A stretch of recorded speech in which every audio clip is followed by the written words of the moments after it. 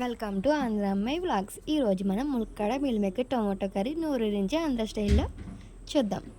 ముందుగా ఉల్లిపాయ ముక్కలు, టమాటా ముక్కలు, ములక్కాడలు కట్ చేసుకుని పక్కన పెట్టుకుని నానబెట్టి మిల్ మేకర్ని బాగా పిండి పక్కన పెట్టుకోవాలి.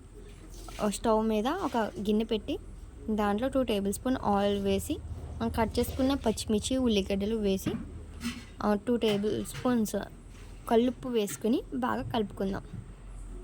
మా దగ్గర అయితే కల్లుప్పు ఉంది కాబట్టి మేము కల్లుప్పు వేసుకుని చేసుకుంటామండి. ఆ కల్లుప్పు వేసుకున్న టేస్ట్ వేరుంటుంది.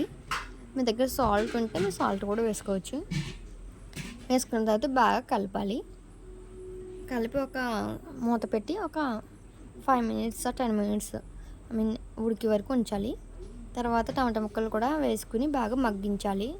మగ్గిన తర్వాత మనం కట్ చేసి పెట్టుకున్న ములక్కాడలు, అలాగే మనం పక్కన పెట్టుకున్నాం కదండి మిల్ మేకర్, అవి కూడా వేసుకుని ఒకసారి బాగా కలుపుకోవాలి. బాగా కలుపుకొని ఒక 10 మినిట్స్ ఉడికే వరకు పక్కన పెట్టుకుని ఒక స్టవ్ మీద మూత పెట్టుకోవాలండి. తర్వాత మనం మూత తీసి చూస్తే కొద్దిగా మనం ఒక 1/2 స్పూన్ పసుపు, 2 టేబుల్ స్పూన్లు కారం, మనం కొద్దిగా ఉప్పు కూడా వేసుకుంటున్నానండి. ఇందాక సరిపోలేనట్టుంది. కొద్దిగా కల్లుప్పు కూడా వేసుకుని బాగా కలుపుకుంటున్నాం. బాగా కలుపుకోవాలండి. కలుపుకున్న తర్వాత ఒక గ్లాస్ వాటర్ వేయాలండి. ఒక గ్లాస్ అంటే నేను ఒక గ్లాస్ వాటర్ని ఇంకో గ్లాస్ కూడా వాటర్ వేసానండి. 2 గ్లాసులు వాటర్ వేసాను. వేసిన తర్వాత బాగా కలుపుకుని మూత పెట్టుకోవాలి. ఒక 10 మినిట్స్ వరకు మూత పెట్టి అలాగా స్లిమ్లో అలా ఉడకనివ్వాలండి.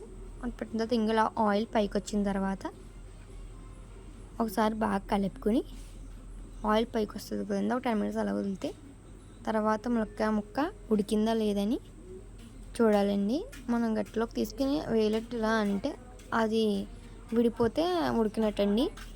తర్వాత మనం 1 table spoon garam masala, 1 table spoon ధనియాల పొడి, 1 టేబుల్ స్పూన్ జీలకర్ర పొడి వేసుకుని, అలాగే నేను కొద్దిగా చికెన్ మసాలా కూడా వేసానండి. కొద్దిగా టేస్ట్గా ఉంటుందని స్మెల్ కోసం. మీరు మీ ప్రిఫరెన్స్ అండి, మీరు వేసుకుంటే వేసుకోవచ్చు, లేదంటే లేదు. అవన్నీ వేసుకుని బాగా కలుపుకోవాలండి. కలుపుకున్న తర్వాత అలా ఒక 10 మినిట్స్ 5 మినిట్స్ ఉంచాలండి.